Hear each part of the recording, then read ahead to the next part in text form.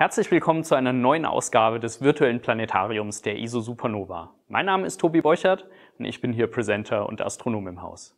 Die heutige Show haben wir Real or Fake genannt. Ja, warum sind eigentlich Bilder, grafische Darstellungen, künstlerische Darstellungen auch in der astronomischen Forschung so verdammt wichtig?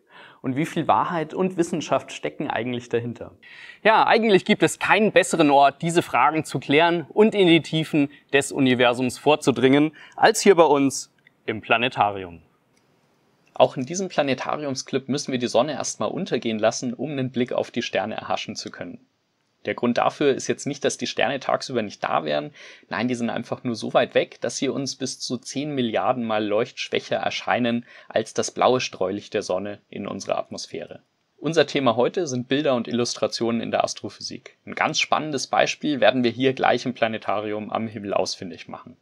Die Objekte unserer Begierde sind aber oft zu weit weg oder sie erscheinen uns genau aus dem Grund zu leuchtschwach, sodass wir sie mit unseren Teleskopen eben nicht einfach so fotografieren können. Das gilt insbesondere für Planeten um andere Sterne, sogenannte Exoplaneten. Nun, was können wir machen?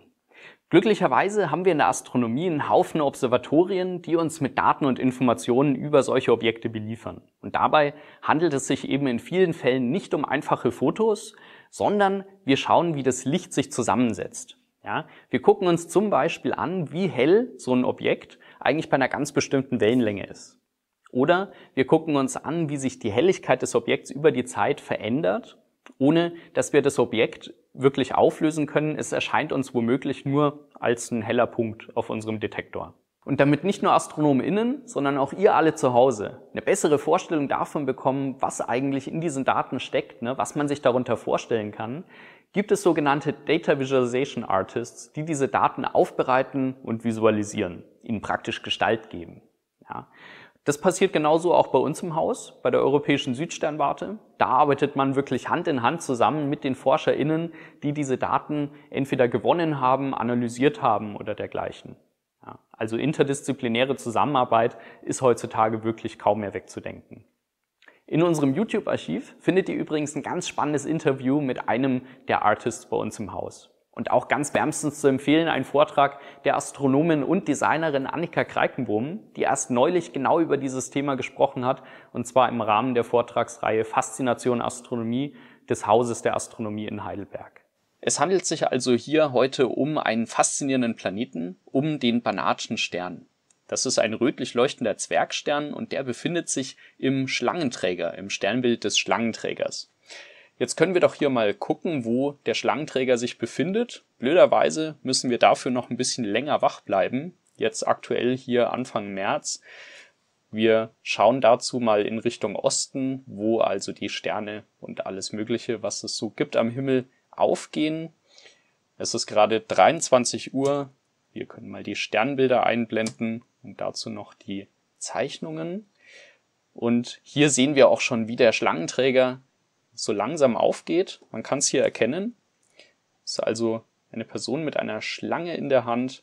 Der Banatschen Stern befindet sich genau hier zur linken Seite des Schlangenträgers. Was ist jetzt aber mit dem Planeten um diesen Stern und wie hat man ihn eigentlich gefunden? Ja, wenn wir jetzt hier einfach mal endlos reinzoomen im Planetarium, dann sehen wir tatsächlich nur den Stern, von dem Planeten keine Spur. Warum ist es denn jetzt so schwierig, ein Foto von diesem Planeten zu machen? Der Grund ist tatsächlich, dass der Planet ungefähr 1 Million Mal näher am Banatschen Stern sich befindet, als der Stern von uns entfernt ist. Das macht es einfach sehr, sehr schwer, fotografisch aufzulösen. Aber auch das wird mit zukünftigen Teleskopen möglich sein, denn der Banatsche Stern hat nur einen Abstand von 6 Lichtjahren zu unserem Sonnensystem. Und das macht den Planeten um den Banatschen Stern dem unserem Sonnensystem am zweitnächsten gelegenen Planeten. Um genauso ein Gefühl für Entfernungen im Weltall geht es übrigens im nächsten Planetariumsclip. Was jetzt bei der Entdeckung des Planeten um den Banatschen Stern geholfen hat, ist, dass der Stern nur 1/10 der Masse unserer Sonne hat, der Planet dagegen 3-mal schwerer als unsere Erde und noch dazu sind Planet und Stern sehr nah beieinander, ungefähr im Abstand Merkur-Sonne. Wenn sich jetzt also der Planet und der Banatsche Stern umkreisen, dann hat der Planet genug Masse, um sehr effektiv am Stern zu ziehen. Ja, stellt euch mal vor, ihr würdet eins eurer Elternteile an der Hand nehmen und euch um den gemeinsamen Schwerpunkt drehen.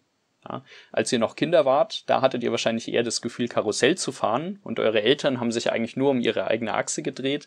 Je älter ihr wurdet, desto mehr wanderte der Schwerpunkt aus euren Eltern raus und ihr habt euch also um einen gemeinsamen Schwerpunkt zwischen euch gedreht und selbst eure Eltern hatten das Gefühl, sich so ein bisschen im Kreis zu drehen. Genau das Gleiche passiert also auch bei dem Banatschen Stern und dem Planeten um ihn herum. Und jetzt sind wir wieder bei der Spektroskopie. Wie dieses Video hier zeigt, verschiebt sich nämlich das Lichtspektrum des Sterns in den rötlichen oder in den blauen Bereich, je nachdem, ob der Stern sich von euch weg oder auf euch zu bewegt. Und genau das hat das sogenannte HARPS-Instrument am 3,6 Meter Teleskop am La Silla Große Observatorium in Chile gemessen. Ist also wirklich ein wahrer Planetenjäger, dieses Teleskop. Die Daten, die aber in die Publikation eingegangen sind, das waren wirklich Daten von 7 Observatorien, die über 20 Jahre hinweg gesammelt wurden. Und nur anhand dieser Daten konnte unser Team an Data Visualization Artists euch einen wirklich faszinierenden Einblick in diese fremde Welt geben. Dadurch, dass der Stern sehr leuchtschwach ist, wird es auf der Oberfläche wahrscheinlich nicht wärmer sein als ca. -170 Grad Celsius.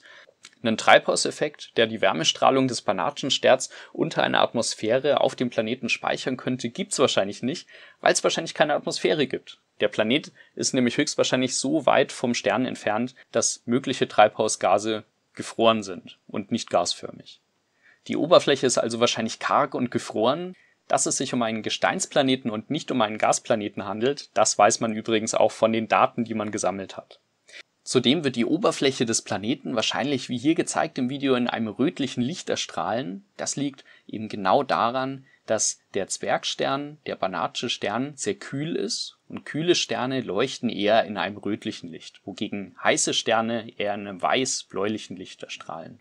Das war's leider auch schon wieder mit unserem kurzen Ausflug zu den Bildern in der Astrophysik. Wenn es euch gefallen hat, lasst uns doch ein Like da und empfehlt uns gerne weiter. Macht's gut, bis bald und vor allem bleibt gesund. Ciao!